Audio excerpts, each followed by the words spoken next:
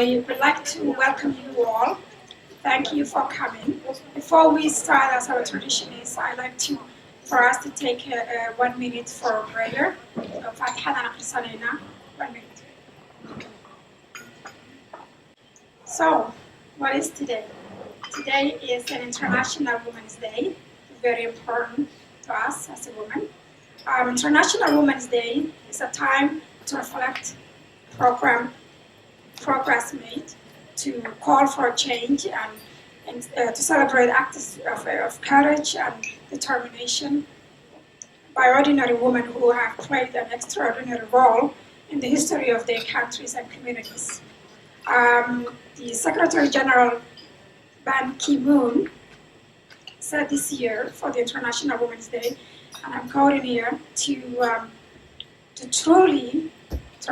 true transformation, the post-2015 development agenda must prioritize gender equality and women's empowerment. The world will never realize 100% of the goal if 50% of people cannot realize their full potential. I couldn't agree more, 100%. And that's, I think, what women all over the world are facing. 50% of them are marginalized, and their voices have been silenced. Since the end of 19th century, women all over the world, including Canadian women, have been organizing to redefine their place in society, to demand equality and justice through legal and political means. The women movement allowed women to obtain a certain formal equality. The word feminist became a sort of a stigmatized and a dirty word. The other night, friends and I, we were having a dinner, and someone said, "I'm not a feminist," because feminist, the word is just became a word that people feel uncomfortable, and I'm sure we can thank that the media, because in the past, women fighting for their rights have been seen as some sort of a deviant. To me, feminist, its base really is ideology that strives for equality between men and women, to have an equal opportunity, equal pay, equal treatment. Being feminist doesn't mean hatred towards men. It just means, I believe, everyone should have a treatment, should be treated equally. So that, to me, that's what womanist is, and the women movement have made a lot of strides towards making changes. So since we are running out of time, I don't want to go on about the day, but you all understand what today means. I just wanted to say that as organizers, I want to thank you on behalf of all the organizers and the board members from the Somali Women's Circle Network. Somali Women's Circle Network, those of you who know, have been established early 2011, and it stands for empowerment of Somali women within and outside of Somalia. It provides safe space for Somali women to discuss their common interests, like we're doing right now. We are creating a space where we can have a dialogue and we can discuss the issues that matters to women. And then our vision is to support women's leadership, their access to justice mechanism, human rights, and lasting peace and prosperity.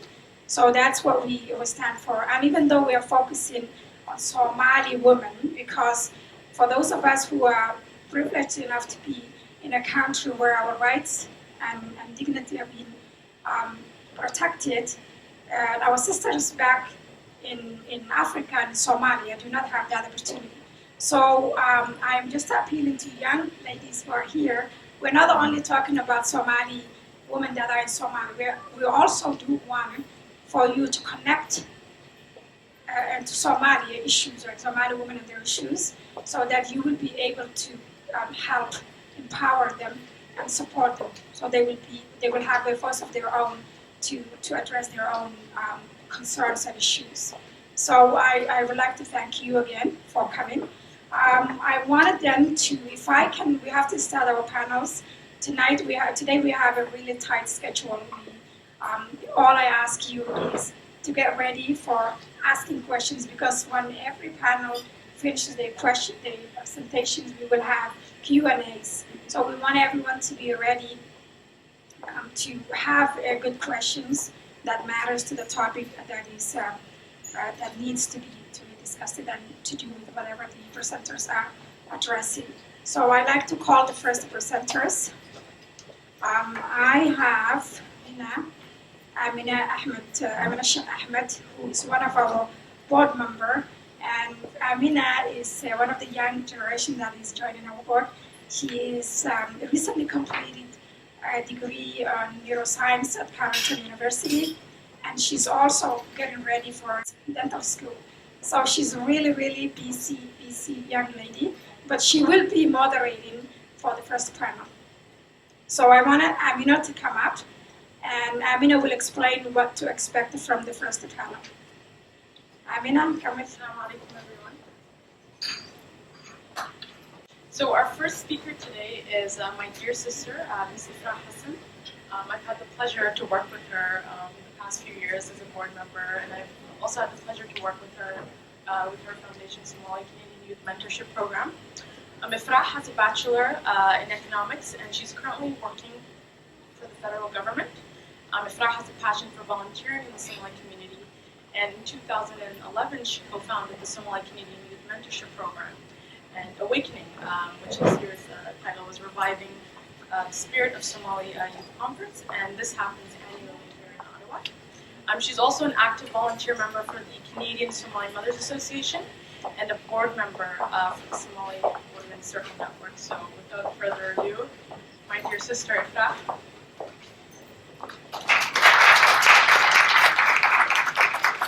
Our second presenter today is Ms. Fawzia Abdulqadir.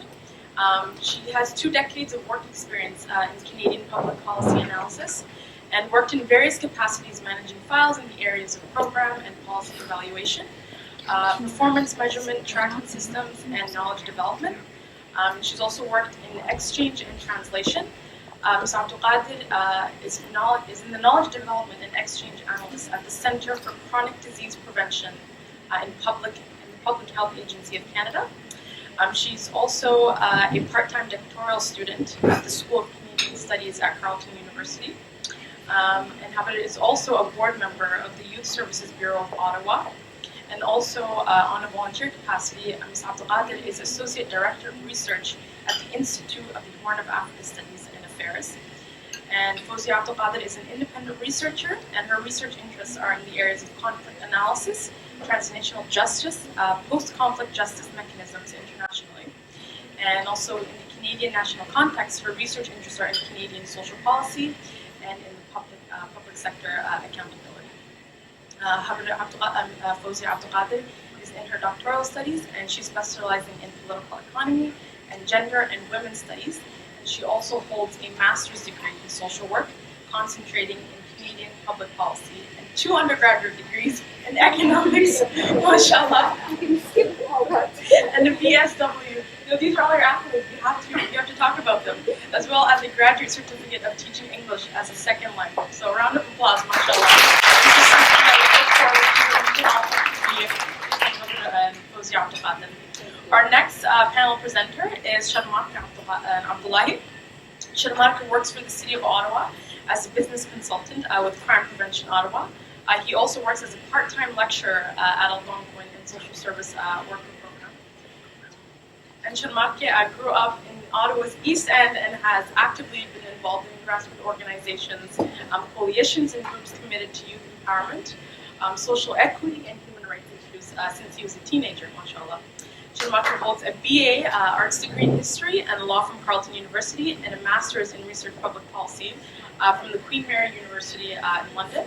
And in his off time, Sharmak enjoys spending time with his family, attending community events, and getting to better know the city where he grew up in. Assalamu alaikum, good evening. I would like to first welcome you all to our International Women's Day event. It's a pleasure to have all of you. My presentation will be in English, but before I go on to start my presentation, I would like to say a few words in Somali, inshallah. mudanayaal iyo barwooyin aad iyo aad u mahadsantihiin sida sharafta le caawa ugu imaateen insha allahna waxaan rajeynaynaa inaan aad uga heli doontaan barnaamijka idin soo diyaarinay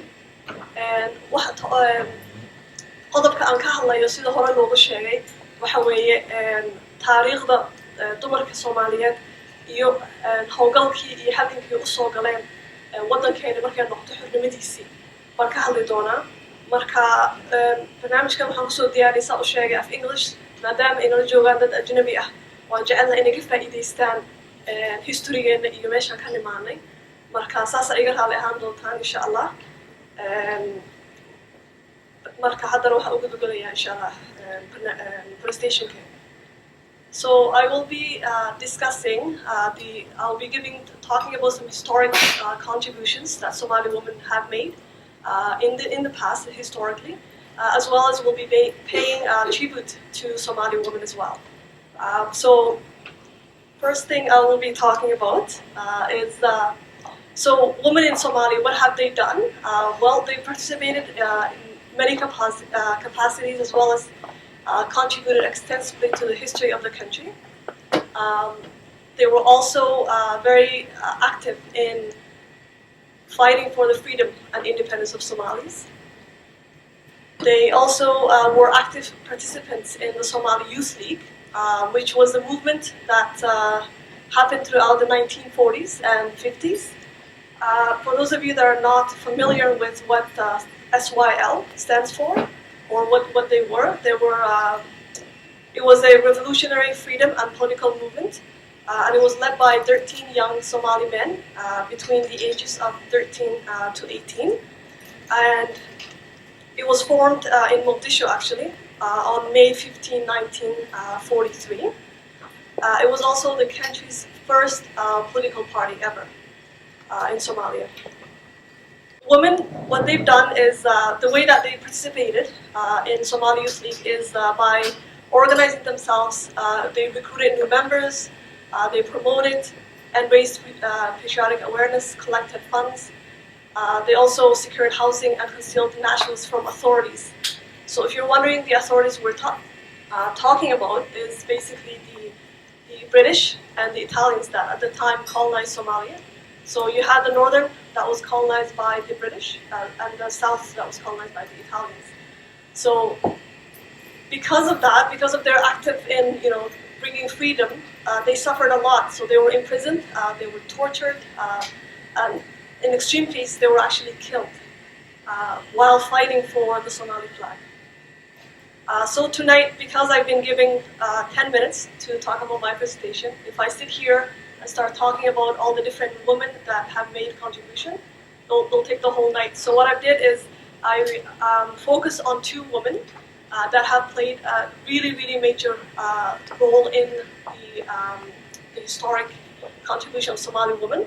And in fact, this woman, when you talk about Somali women and their contribution, without their names coming up, it's almost impossible. And the amazing thing is they share the same first name, amazingly enough. So the first woman we're going to recognize tonight is Hawa Tako. So May 14, 1943. So that picture was actually taken the day that SYL was formed.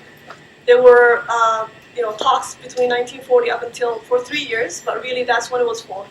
So as you can see in the picture, the excitement you can all imagine of the woman that really worked hard alongside the men. So the first woman, as I said, it's Hawa Usman Tako, but she's mainly known for Hawa Tako.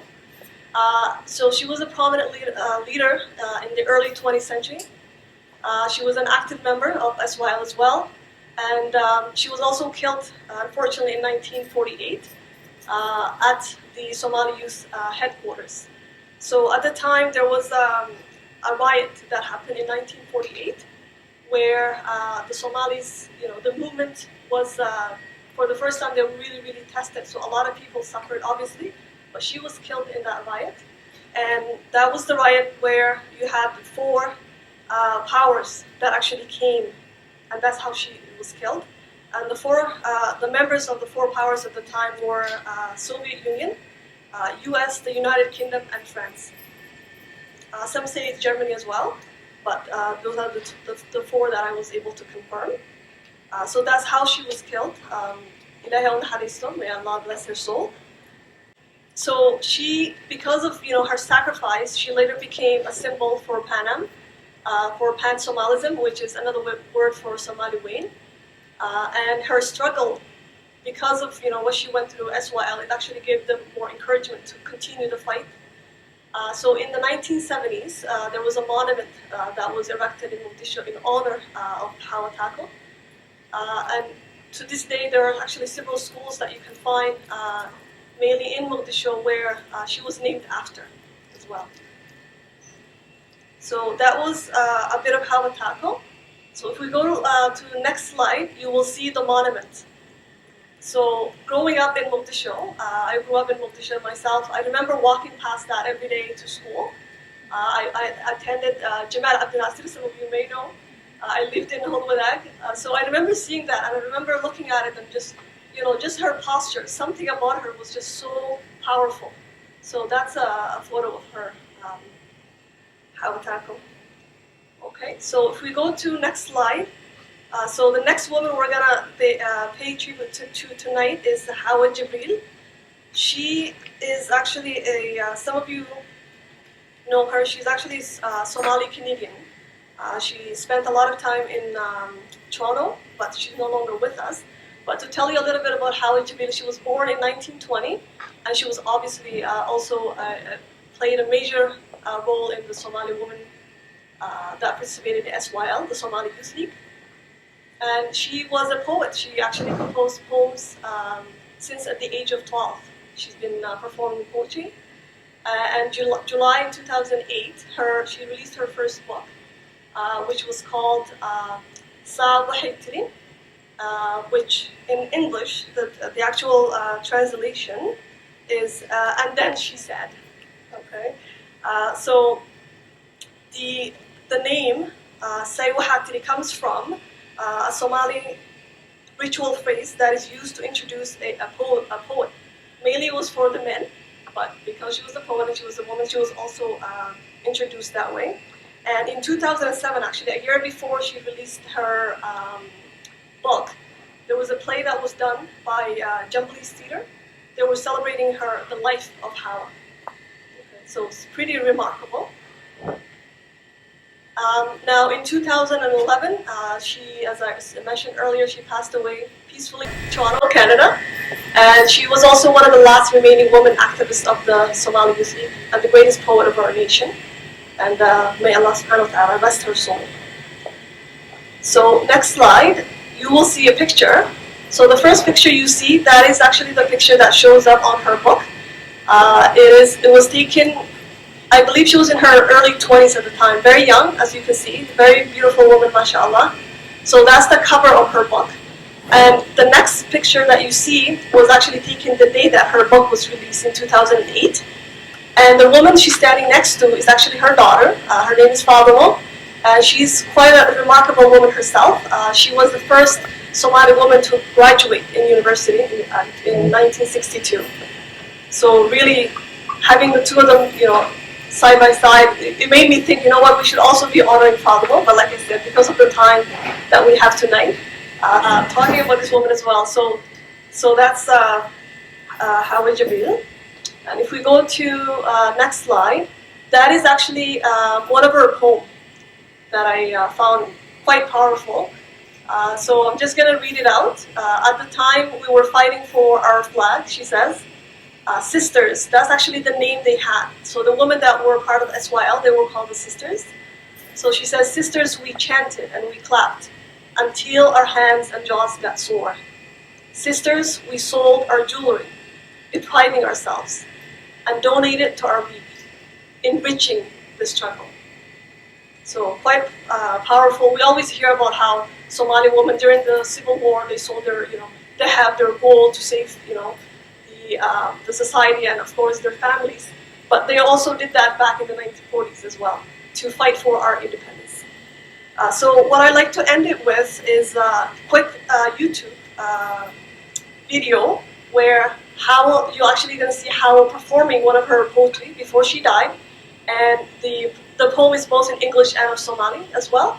So enjoy that. Thank you.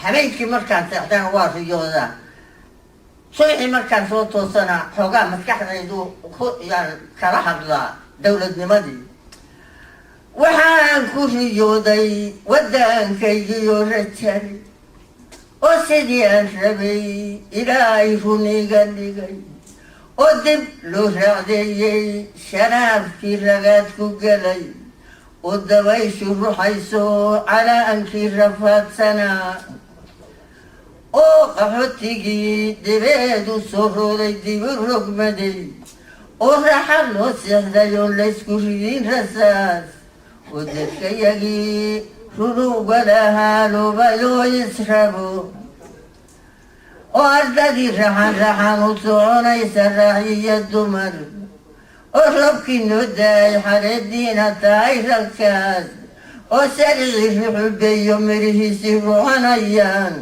oo ciirtii la ruuxayo subagiina reertayaan oo ramagii noo dhalay horweynkiina qaarkii rimay oo ramagii loo dhalay horweynkiina qaarkii rimay oo badaa ribaxoodii iyo raasamaan la helay oo dowladnimo aan ku rayrayno oo rasmiya woon la odhan reer baale laga sheegay raadiya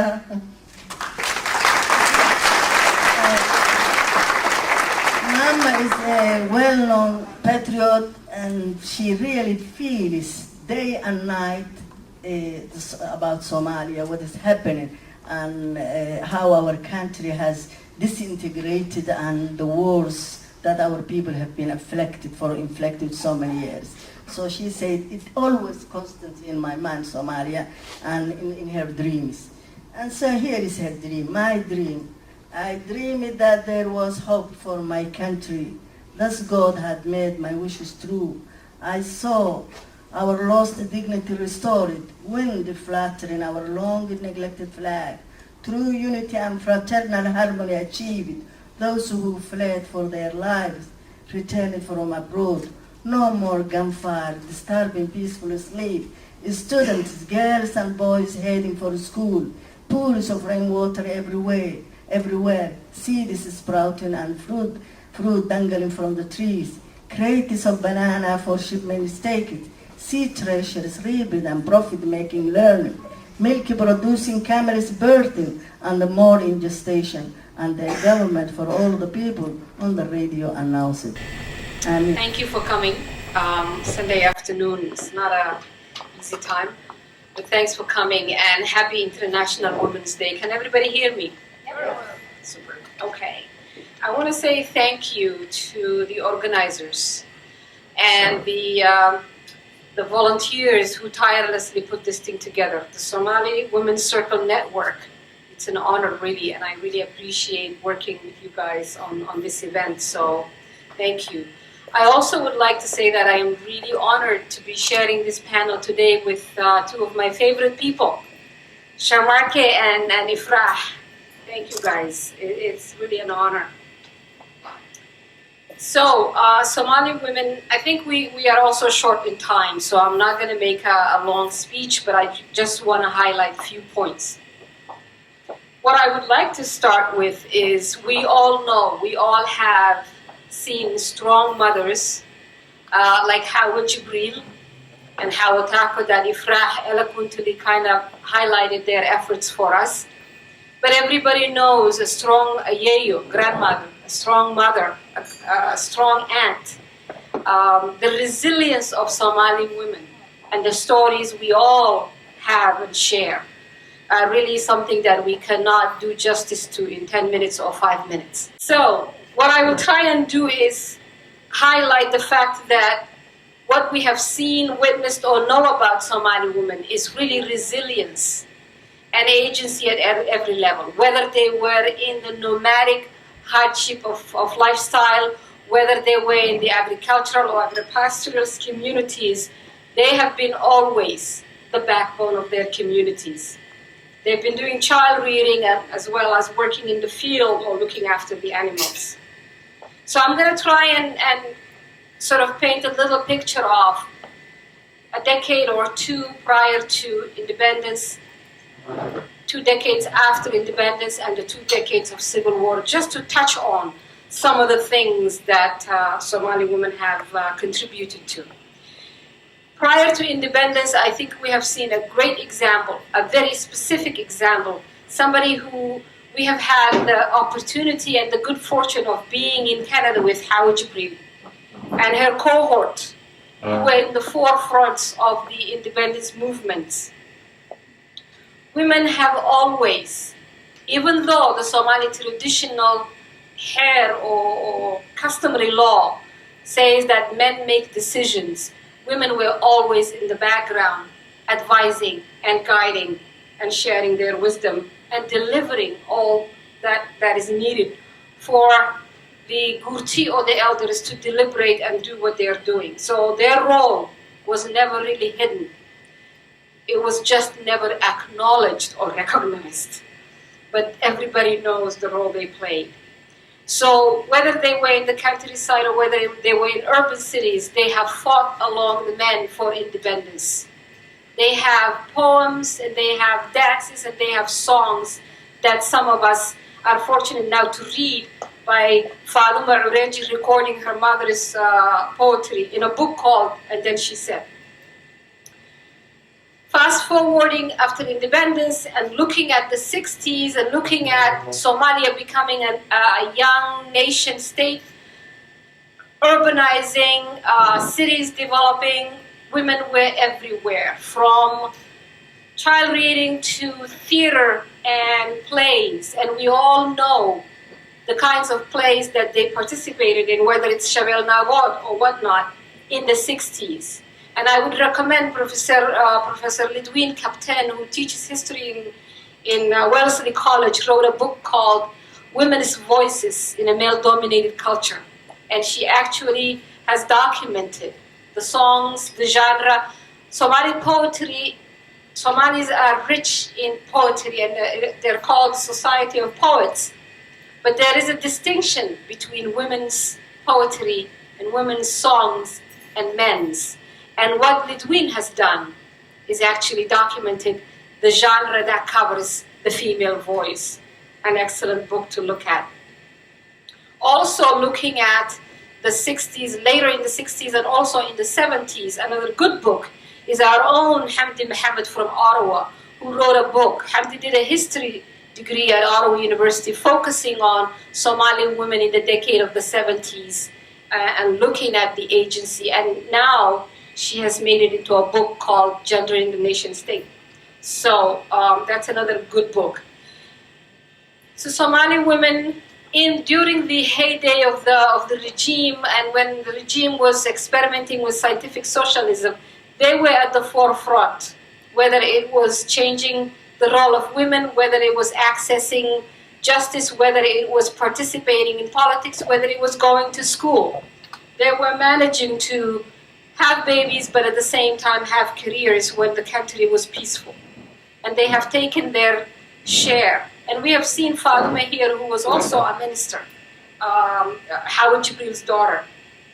And there were many like Faduma who were holding positions, like Faduma Umar Hashi, were holding positions of political substance and making public decision.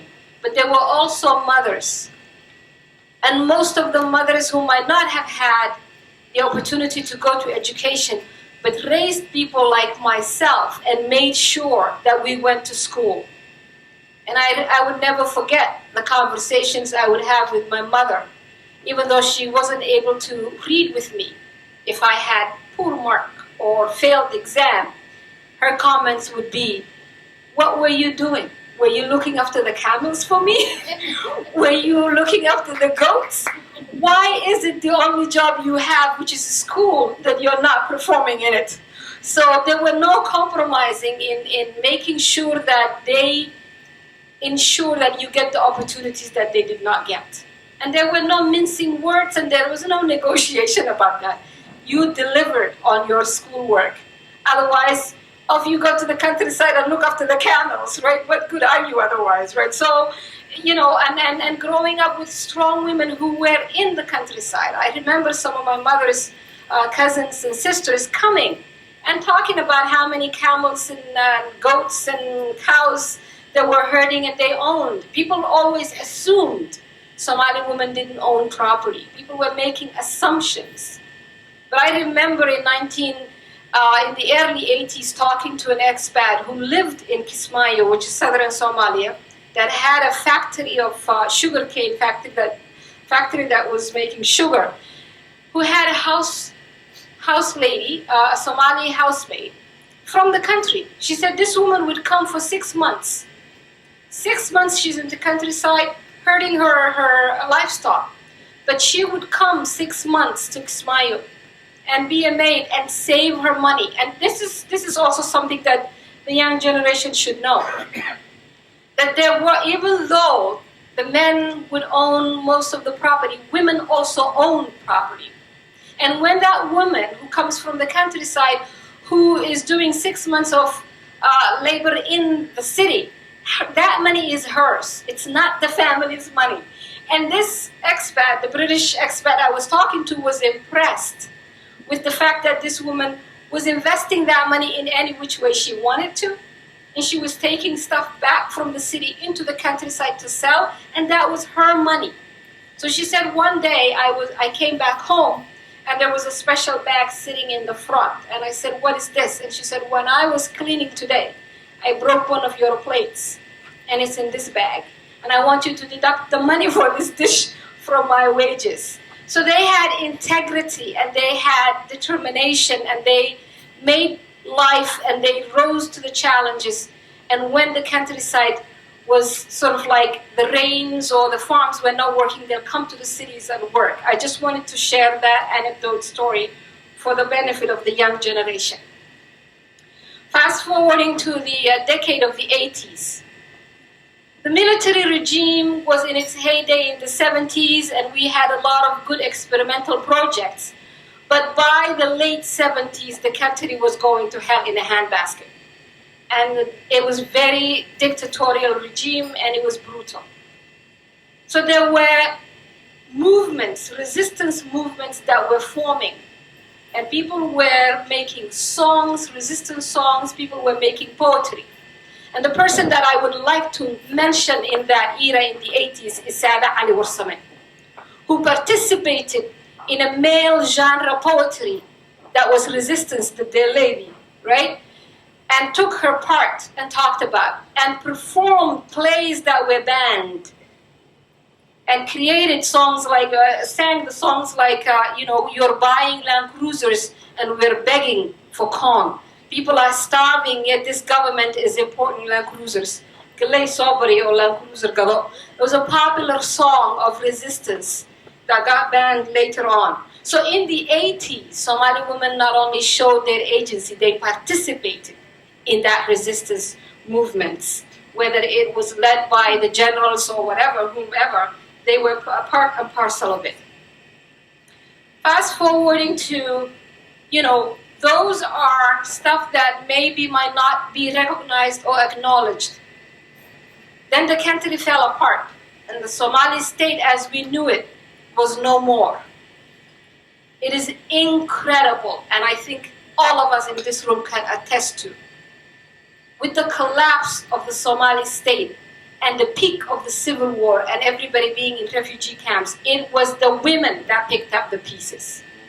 It was Somali women that became the backbone of a stateless society.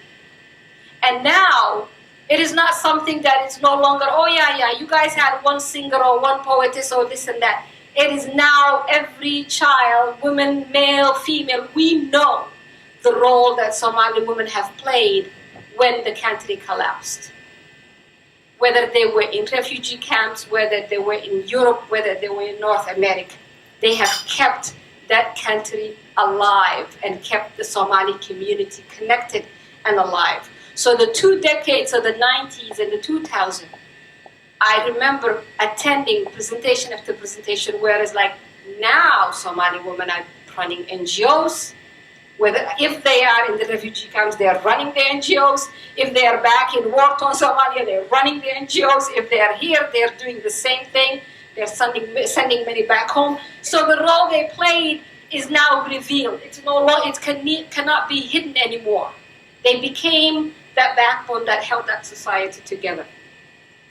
And one of the good books that I really enjoyed reading about the role they played is Nuruddin Farah's, the one and only non-fiction book Nuruddin wrote. Nuruddin has a ton of fiction books. But he wrote a book called Yesterday, Tomorrow, The Voices of Somali Diaspora. And in it, there are chapters and chapters of women, Somali women working as housemaids in Italy, working as cleaners in North America, who have saved people in refugee camps and back home. So Somali women's agency and resilience is not something that I can do justice to in 10 minutes, but I know we're running out of time. So I'm going to wrap it up there and say it is an honor to be acknowledging all those that have done so much and are still doing so much. Thank you very much. Good afternoon, everyone, and thank you for the opportunity. But before I get started, I think if we're going to talk about marginalization, it's really important to really start off by acknowledging the land that we're on today and acknowledging that this is Algonquin territory. So I'll begin with that. I also want to thank the organizers of this event, Somali Women's Network Circle and Hiran Online. So I'll get right into my topic. I don't have much time. It's truly an honor. Fawzia is someone that I look up to, so sitting on a panel with her and my colleague Ifrah is truly an honor, so thank you. So let's start off by having a common definition. So a dictionary understanding of what marginalization is. According to the Webster Dictionary, marginalization is to regulate the fringes out of the mainstream, make seem unimportant. In the social work and other disciplines, marginalization has similar meaning in social exclusion and defined as social disadvantages and regulation to the fringes of society. So as I started to prepare for this talk, I began to reflect on my own definition of marginalization and my own experience as a man and as someone who grew up in Canada and came and immigrated to Canada at the tender age of 5. I began to reflect on my own upbringing as a son who was raised by a single mother and really couldn't recall any instances growing up hearing about, Somali women as being marginalized. So this was a new experience for me. I really battled with this topic. So, growing up, like Fawzia was mentioning, I heard a lot of stories of Somali women as advocates, as strong businesswomen, as leaders, as courageous, tough, strong. This is how I grew up envisioning, Somali women. So, despite my earlier perceptions of Somali women, there's no denying that that women have experienced marginalization. So, in my short presentation today, I'll suggest that despite the fact that Somali women are marginalized, both in Canada and Somalia, they remain resilient. A theme that Fawzia was talking about, and as Fawzia was saying, to do justice to a topic on resiliency of Somali women is certainly, I think, a day-long panel, not just 10 minutes. So traditionally, Somali men and women have been interdependent, requiring the active participation of each in Somali life. Women in pastoral and farming communities were responsible for rearing animals, weaving the mats, and constructing the homes, caring for children and obtaining water and selling products. In the agricultural regions of Somalia, women were responsible for numerous areas of productions, including sowing, marketing grains, and farming livestock. Moreover, women have been actively engaged in the independence movement and political organization and civil society. I think Ifrah elaborated on that a bit as well. Women engaged in oral literature, using songs as expression outlets to voice protests and joy, describing women's conditions, encouraging proper behavior, and expressing solidarity. So to illustrate this point, I'll read a small excerpt from a Somali song that was compiled by Amina Adnan's book, Women in Words. Hadi geedaha qaado, haddii geedaha gagaadho, haddii guurkan malaabo, haddii gala la yeelo, haddii mid baas oo boodaha jabiyo, ku siin maayo ku seexo.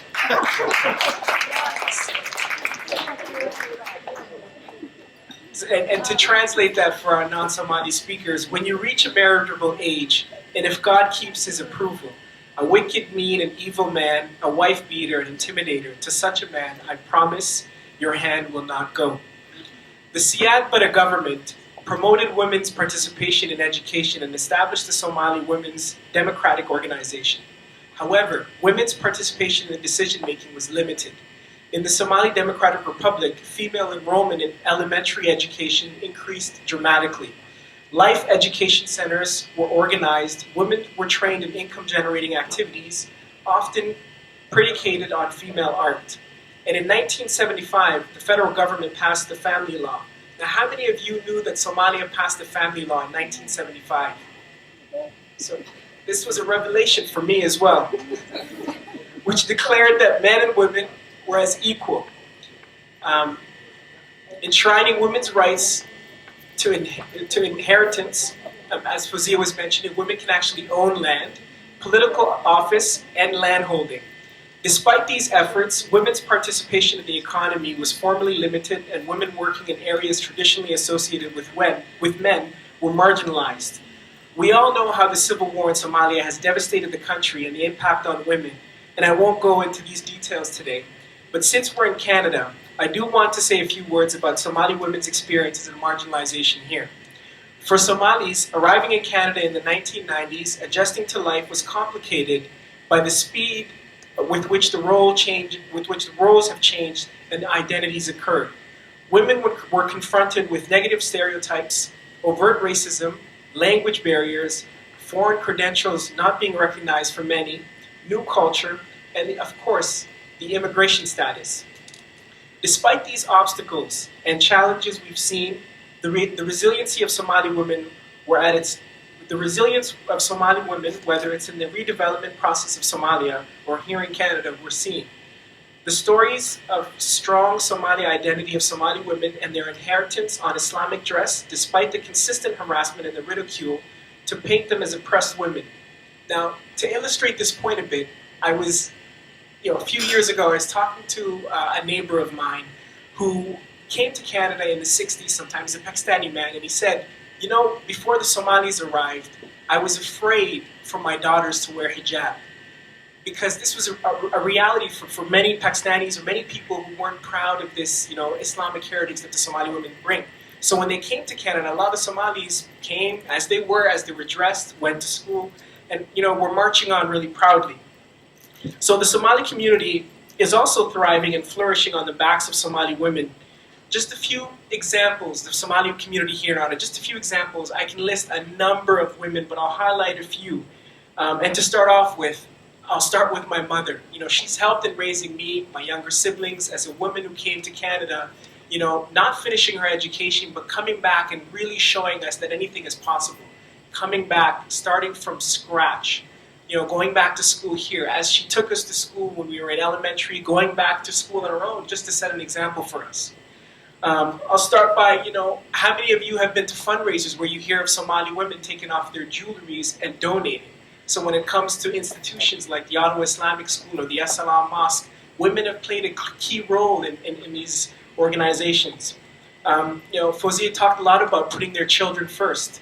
A lot of people who grew up in Haiti, especially in Canada, especially the younger generation, can really attest to this, as parents really putting, and mothers mainly, putting their children first. Not to mention the many businesses in As-Salam today who are, owned and operated by a lot of Somali women. Examples of Somali women also include, to name a few, my colleague here who's sitting right beside me, Fawzia Abdelkader, Hawa Shafi'i, that many of you know, Roda Mus, that also many of you know, and my colleague here, Ifrah, who's on the forefront of youth advocacy. The Somali Women's Network Circle, these are strong women in Ottawa that I'm proud to say. And I know we have guests from out of town, so not to exclude my folks from Toronto. I know there are great examples there, but just talking in the local context here in Ottawa. So despite the marginalization in Canada or back home in Somalia, Somali women have always risen above the margins and will continue to do so because of their resiliency. Moving forward, we need to continue to have discussions to ask ourselves, both men and women, how we plan to pass these strong characteristics to our daughters. We also need to ask ourselves how we engage more men in the process. So I thank the Somali Women's Network for having me as a man kind of speak, and not to take over what the women's movement have been doing here locally, but just to add to the voice as an ally. It's important to honor the work that women have been doing to raise awareness about their marginalization, but it's also important for men to act as positive role models for others, including young guys. We can only create change if we continue to confront the issues that marginalize women and girls, but also continue to honor these strengths and their resiliency despite the oppressions that they face. So, since today is International Women's Day, I won't sing to you, but I'll end with the Somali poem by Hadrawi. So Fawzia, correct me if my pronunciation is wrong.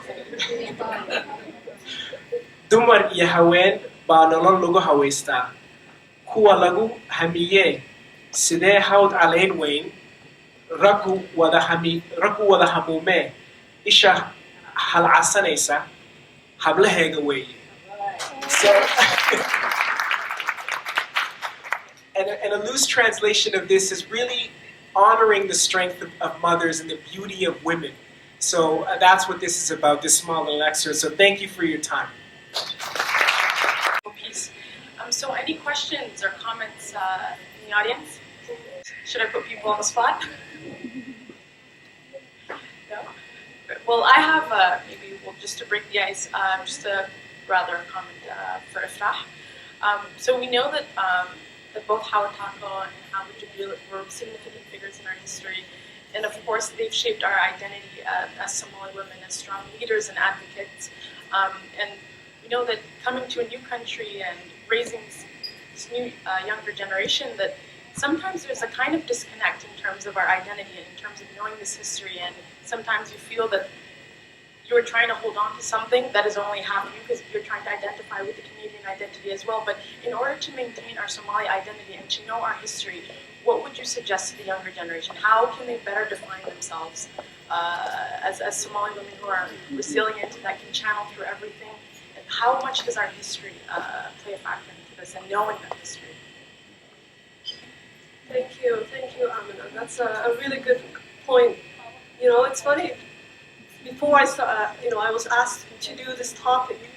To be honest with you, I always, assumed I knew I'm a Somali woman. I'm a Somali woman, I lived in Somali for a few years. Of course, I was under 10, but still, my mom and, of course, Fawzia Abdelkader, who is one of my, honestly, heroes, people that I look up to. And I didn't get to see it earlier, but it's an honor to be sitting next to you.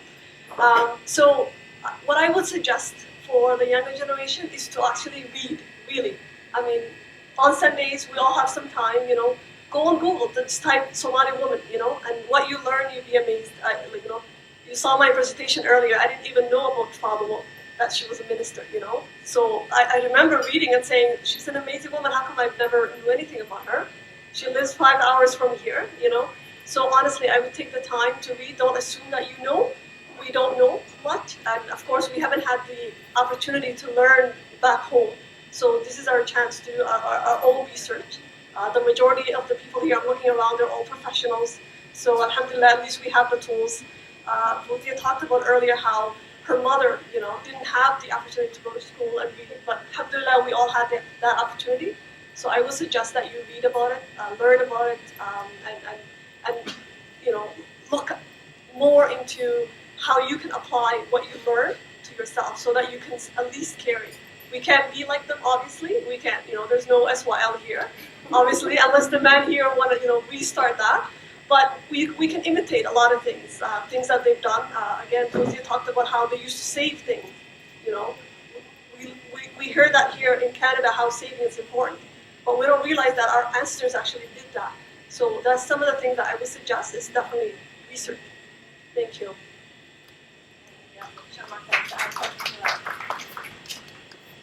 Just to add on to Ifrah's point, I think one thing we often miss in the Canadian context is, yes, in addition to reading and finding out about the history, I think there's an opportunity here, especially for the young women who are growing up here, to write that history of strong, powerful women in the Canadian context, because that's a story that's not often heard, right? there's great literature that's been written about, the other Somali women, the women that, Hawa Tako, for example, was here.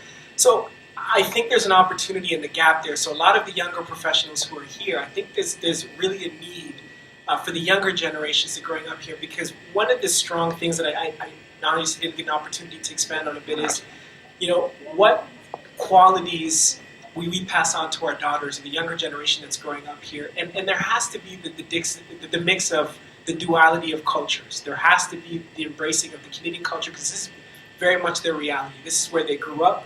They have a stronger connection to Canada. They're going to understand the context a lot better. So we need to create sheroes in the Canadian context here. So, in addition to understanding or learning about the history, I think that piece is something that I'd like to add as well. I just want to echo for the young generation. You asked how can they learn about that strength. I think it's just trying to look beyond the immediacy of being in social housing or being in not rich enough in Canada. But I think there is a strength in character in the Somali mothers who are raising kids in really challenging conditions and making those conditions livable and making the margins of Canadian society livable. And if you just take time to look beyond her heavy accent, maybe, look beyond her not working and having a career, and observe how resilient, resourceful this mother is being in a context where she's raising children in a two-culture context, which is not easy. So these mothers might not be your ideal kind of Canadian career woman or whatever, like whoever comes to mind as a young generation who are growing up here and becoming Canadian Somalis. But take a moment and slow down and appreciate the hardships that they have overcome. And that is the strength, I think, that we need to write about. And I just wanted to echo Sharmaka saying that those are the stories. It's not about Hawa Jibril and Hawa Tako. Their stories are written. It's about being here in Ramsey and Russell Heights and everywhere else and doing Hakbat. Everybody knows Hakbat, right? Shalongo. And making the little bit of money they have go around and multiply in a very resourceful way and leaning on each other. You would be amazed when there is a marriage being organized in the Somali community here in Ottawa. And you see a dozen other women come and just cook for this mother and make sure that the party goes smoothly, because this mother might not have the money to hire and pay for a wedding at the Chateau Laurier, right? But we make it work. We make it work because of the social support network. And we have attended those beautiful weddings that might not be happening in mainstream hotels, but are just as equally beautiful and memorable. Those are the things to reflect on and take a moment from your busy lives as young generations trying to get education and career going and appreciate the strength of those women. Thank you. Hand this off to Mr. Adrian Cameron, who's here with us.